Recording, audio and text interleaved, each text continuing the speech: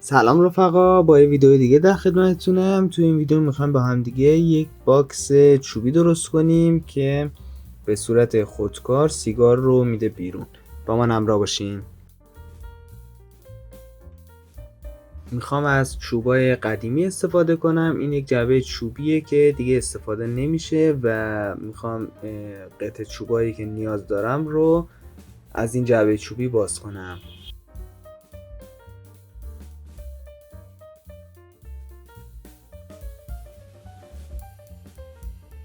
اگر اولین ویدئویی که داری از این کانال تماشا میکنی بهت خوش آمد میگم. اسم من ادریسه و به کانال مارشوب خوش اومدی. من توی این کانال ویدئوهای مختلف از وسایل چوبی که میسازم تهیه میکنم و باهاتون به اشتراک میذارم. پس اگر به اینجور محتوا علاقه داری ازت میخوام که کلید سابسکرایب رو بزنی و به جمعمون اضافه شی.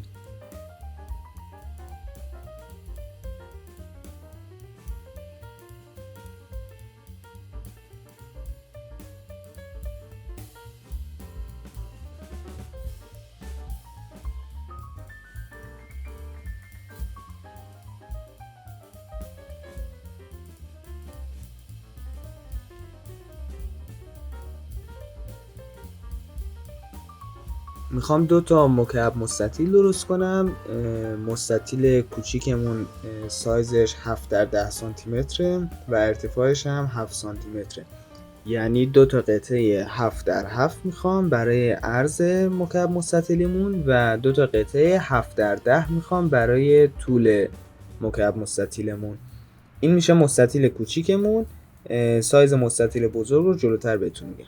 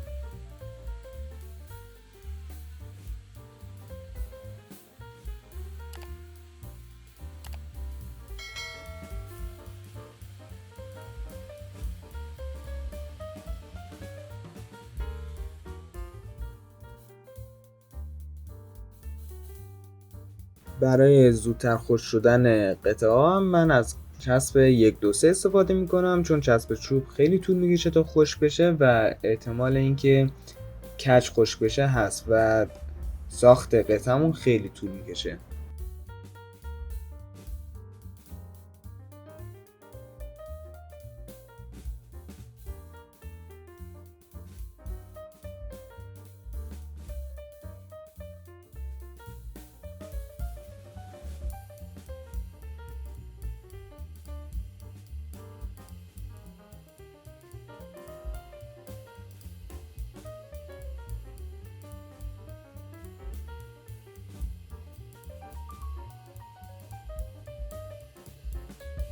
مکعب مستطیل بزرگترمون به این صورته که قرار مکعب مستطیل که قبلا ساختیم و سایز کوچکتری داره داخل مکعب مستطیل بزرگمون قرار بگیره و من سایز مکعب مستطیل بزرگ رو 8 در 13 سانتی متر گرفتم، ولی ارتفاعش همون 7 سانتی متره.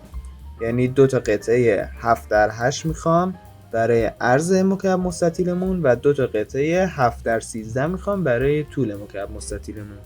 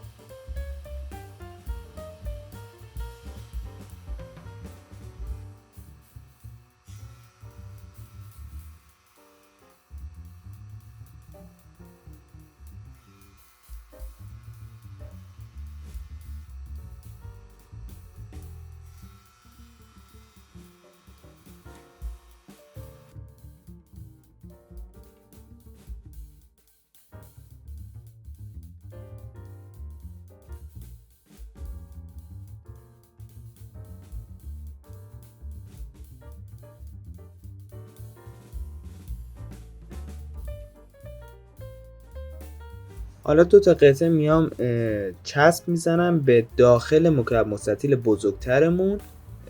شاید قطر این قطعه ها حدود 1 میل یا نهایتا 2 میل باشه و برای مکعب مستطیل کوچیکترمون به قسمت بیرونیش 2 تا قطعه همین شکلی چسب میزنیم. حالا جلوتر میبینید که زمانی که ما میخوایم مکعب مستطیل کوچیک رو از بزرگ بیاریم بیرون تا یه جایی میاد بیرون و کامل خارج نمیشه.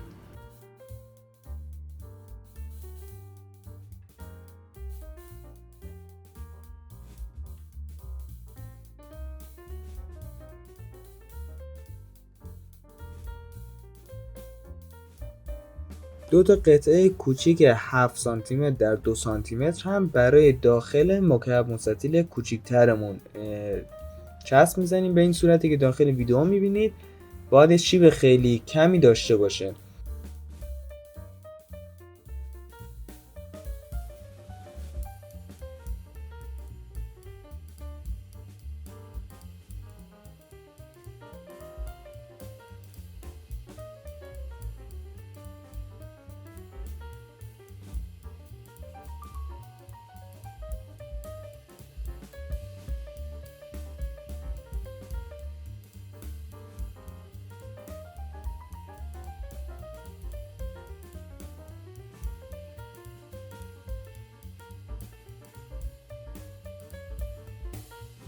این قطعه‌ای که تو دستم میبینید سایزش 7 سانتی متر در 10 سانتی متر هست که داخل مکعب مستطیل کوچیکتر به صورت ایستاده وای میسته و من میخوام قسمت قطرش رو یه حالت هلالی شکل قرار بدم، چون قراره که سیگار بیاد و روی اون قسمت وایسه و برای اینکه به بغلا قل نخوره میام وسطش رو یه حالت هلالی شکل درست میکنم.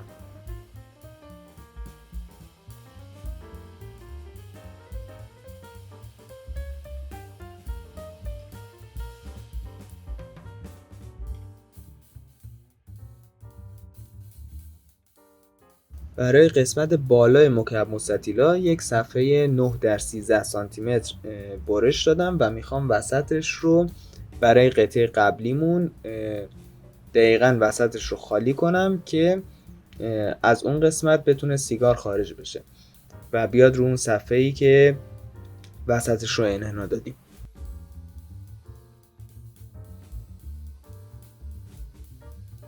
برای خالی کردن وسطش هم از دریل و از یه مقار تخ استفاده میکنم.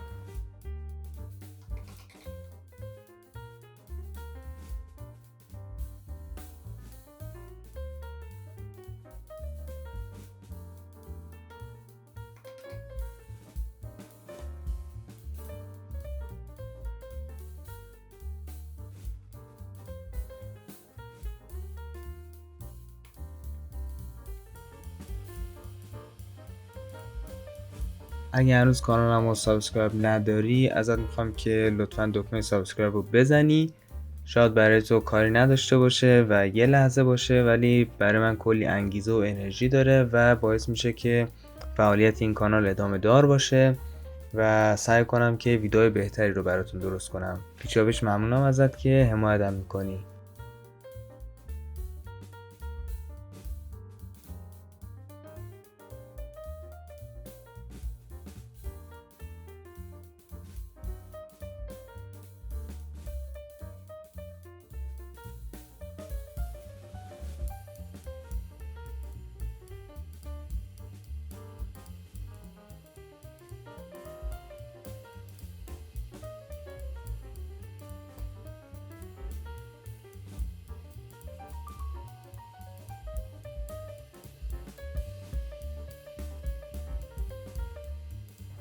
یک صفحه 9 در 13 سانتی متر برای کف قطعاتمون میخوایم.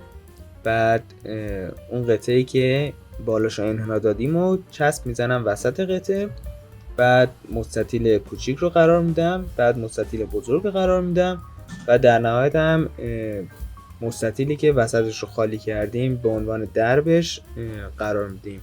طبق تصویر قطعات رو با هم دیگه چسب میزنیم و میریم سراغ سنباده‌کاری و ابزار زدن گوشه‌های کارمون.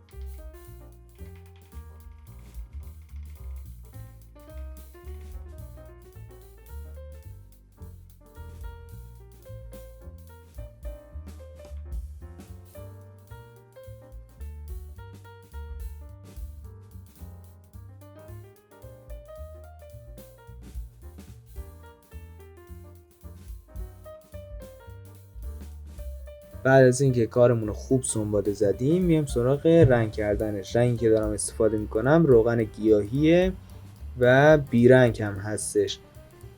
روی کار میزنم تا یه براقیت خاصی به کارمون بده و موندگاری کارمون رو بالا ببره.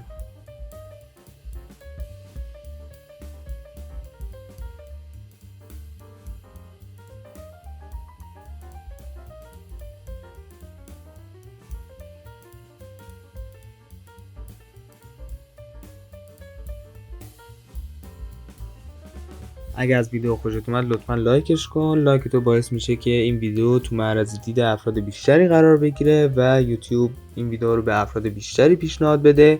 اگر دوستش نداشتی لطفا آن لایکش کن و توی کامنت ها برام بنویس که چرا دوستش نداشتی. ممنونم ازت که تا آخر ویدیو با من همراه بودی. لایک و سابسکرایب فراموش نشه. تا ویدیو بعدی، خدا نگهدار.